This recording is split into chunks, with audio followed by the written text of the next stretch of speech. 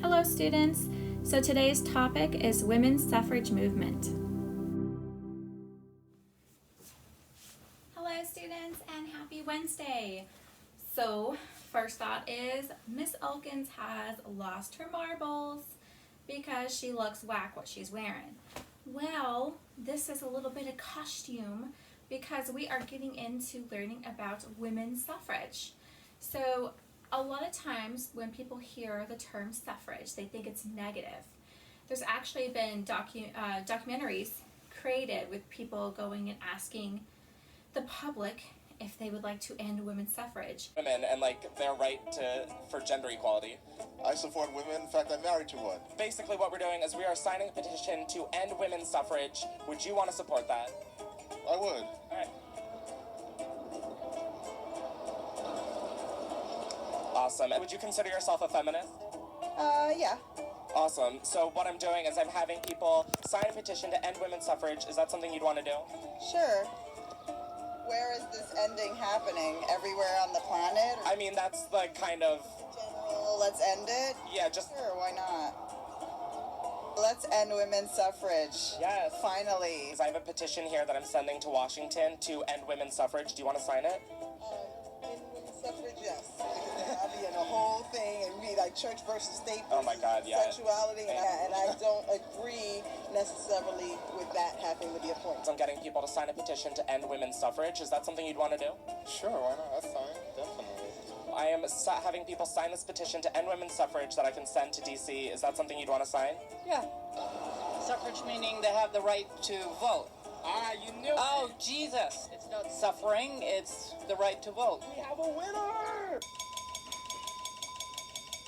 Would you want to sign this petition to end women's suffrage? Sure.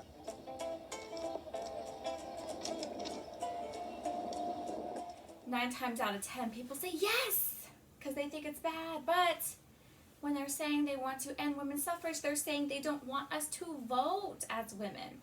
So the term suffrage means the right to vote. So when you hear the term suffrage, please think of it as a positive, not a negative term. So we're going to start this video of going through some of the historical women who definitely were the big trailblazers.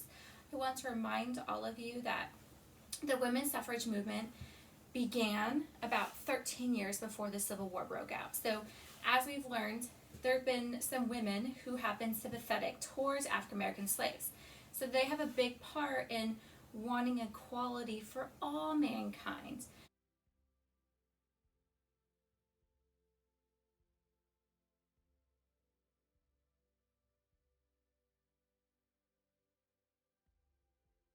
Not just one sex or one minority, but for all. And we're going to learn about some of those women who were brave enough to start that path. Sadly, as we've learned, we don't get the right to vote until the 1920s. But hey, you have to start somewhere sometime. So I hope you enjoy this lesson today, and I hope to see you guys in our Zoom meeting.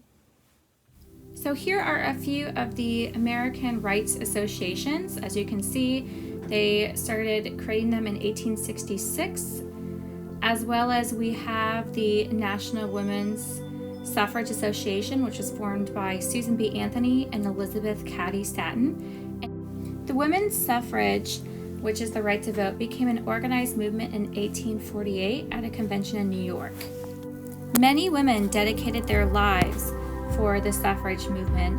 As you can see, just like Miss Elkins, they are dressed like her, as well as holding signs and protests for the right to vote. Here are just a handful of the women who dedicated their lives for equal rights. The more famous women are known as Susan B. Anthony, as well as we have Elizabeth Cady Stanton for helping organize our different associations for equality. We also have Lucretia Mott, who called for the first women's rights convention.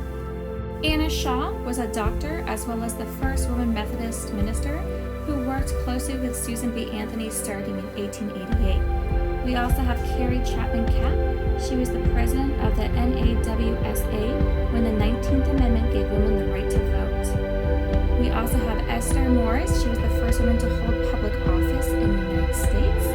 She was a judge.